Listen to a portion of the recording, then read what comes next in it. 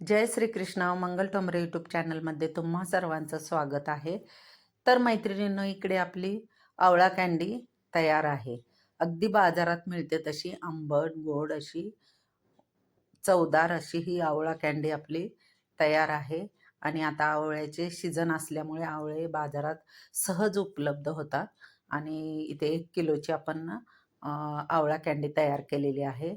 अगदी साधी सोपी पद्धत आहे आणि खूपच चवदार आणि पौष्टिक अशी ही आपली आवळा कँडी तयार झालेली आहे. तर या व्हिडिओमध्ये आपण त्याची संपूर्ण रेसिपी पाहणार आहोत. चला तर आपण किती आवळे घेतले आहेत, कशा पद्धतीने ही केली आहे, ते थोडक्यात त्याच्यामध्ये पाहून घेऊया. तर बघा किती सुंदर अशी झालेली आहे. तर मी इकडे 1 किलो आवळे धुवून स्वच्छ करून पुसून घेतलेले आहेत. आता एका कढईमध्ये 1 ते 1.5 ग्लास पाणी ओतलेलं आहे. पाण्याला छान उकळी आली की त्याच्यावरती चाळणी ठेवायची आणि चाळणीमध्ये ते आपण आवळे स्टीम करून घ्यायचे. अगदी 15 ते 20 मिनटं. थोडेसे कमी स्टीम करायचे, त्यामुळे काय होतं, अगदी व्यवस्थित ते फोडी निघतात त्याच्या आवळ्याच्या. जास्त जर स्टीम झाले तर जरा नरम होतात आवळे जास्तच. तर 15 मिनिटासाठी भरपूर आहे याला वेळ. 15 मिनिटामध्ये खूप छान वाफले जातात हे आवळे. तर आता चाळणीमध्ये आपण आवळे ठेवलेले आहेत आणि त्याच्यावरती झाकण ठेवलेलं आहे. तर 15 मिनिटांनी आपण पाहूया, चेक करू की कशा पद्धतीने आवळे आपले उकडले आहे. तर बऱ्यापैकी हे छान उकडलेले आहेत.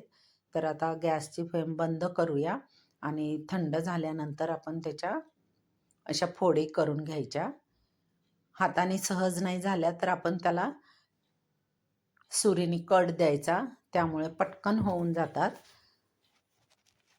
थोड्याशा मी कच्च्याच ठेवलेल्या आहेत आवळे.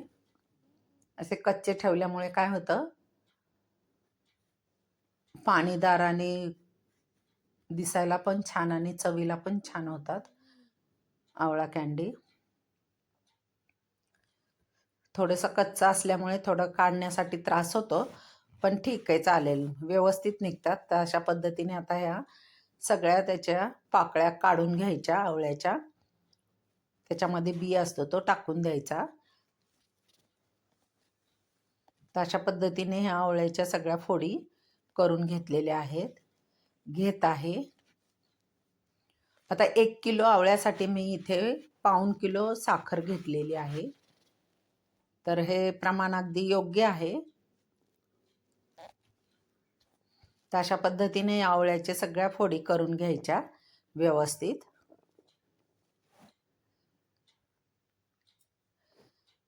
तशा बघा सुंदर अशा फोडी होत आहेत. जास्त जर उकडले ना आवळे तर जरा असा काळपट कलर येतो ज्या आपल्या कँडी आहेत त्याला, म्हणून थोडेसे कच्चे ठेवायचे. तर आता ह्या सगळ्या पाकळ्या काढून झालेल्या आहेत. तर हे वाटीचं प्रमाण मी घेतलेलं आहे. ही 1 वाटी म्हणजे 1/4 किलो साखर आहे. तर आता आपण इथे 3 वाट्या साखर टाकणार आहोत, म्हणजे 1/4 किलो साखर टाकणार आहोत. 1 किलो आवळ्यासाठी 1/4 किलो साखर अगदी बरोबर आहे.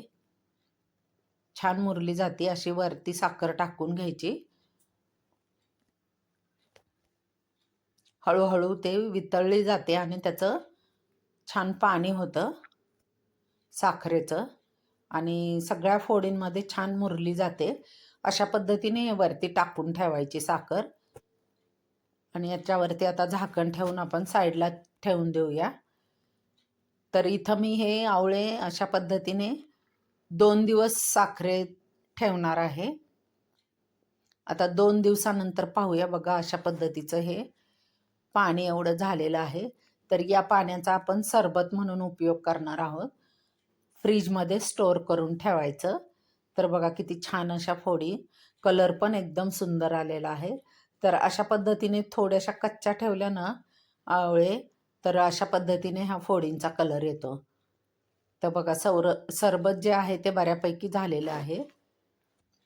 तर उन्हाळ्यामध्ये त्याचा वापर खूप छान पद्धतीने उन्हातून आल्यावर किंवा दुपारच्या वेळेस हे सिरप बॉटलमध्ये भरून फ्रीजमध्ये स्टोअर करून ठेवायचं.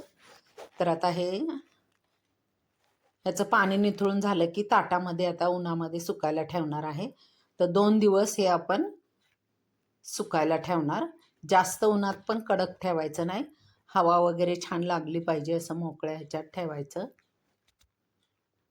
तर आता हे 2 दिवसानंतर ह्या काढून घेतलेल्या आहेत फोडी आवळ्याच्या.